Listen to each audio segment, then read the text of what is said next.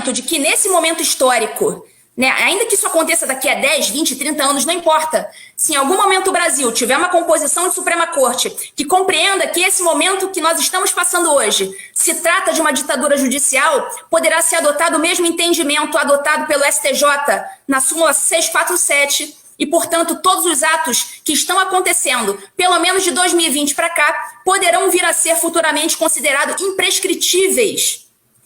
Ou seja, todos vocês vítimas da ditadura judicial, inclusive eu, que estou sem as minhas redes sociais já há quase um ano, privada da minha liberdade de expressão. Todos nós, vítimas da ditadura judicial, poderemos buscar a devida reparação. E você poderá perguntar assim, mas poxa, mas aí é o pagador de impostos que vai pagar essas reparações e tudo mais? Inicialmente será a União.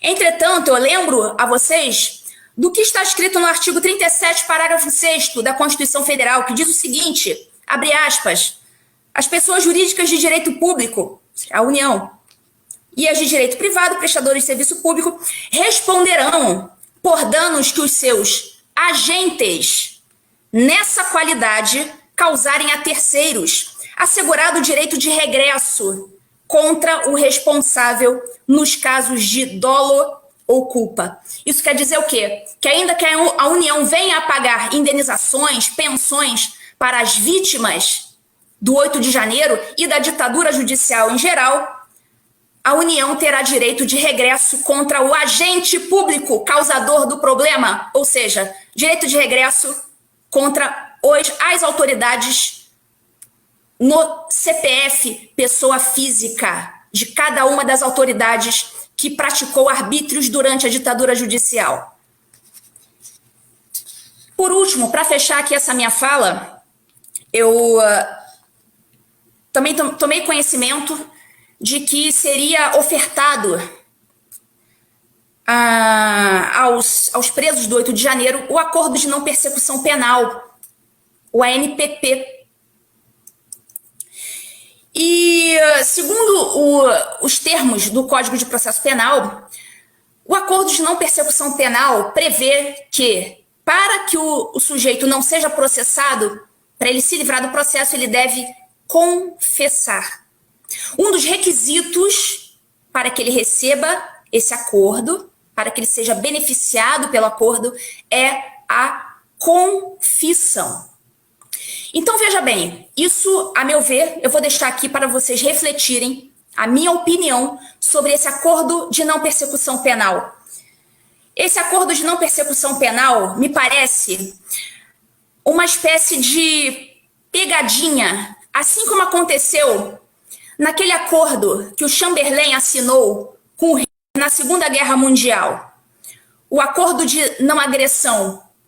Para quem não lembra, eu vou lembrá-los o que aconteceu naquela época. Durante a Segunda Guerra Mundial, o Chamberlain, que era lá o ministro do Churchill, na Inglaterra, ele achou que era ok assinar um acordo com o Hitler.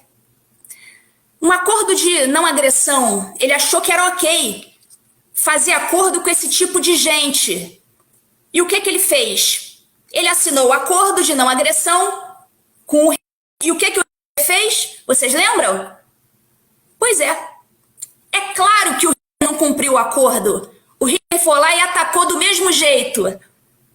Aí o Churchill foi lá e falou para ele aquela famosa frase: entre a desonra e a guerra, você escolheu a desonra e teve a guerra. Então, para mim, vocês que estão pensando em assinar um acordo de não persecução penal com esse pessoal, pensem se vocês não vão estar sendo um Chamberlain na Segunda Guerra, assinando um acordo desonroso e tendo mesmo assim a guerra no final das contas. Se vocês assinam esse acordo, a PGR, que ia ter um trabalho miserável para conseguir individualizar as condutas, na verdade não ia conseguir. Não tem como individualizar essas condutas numa denúncia. Quase todas as denúncias vão ser ineptas de qualquer maneira.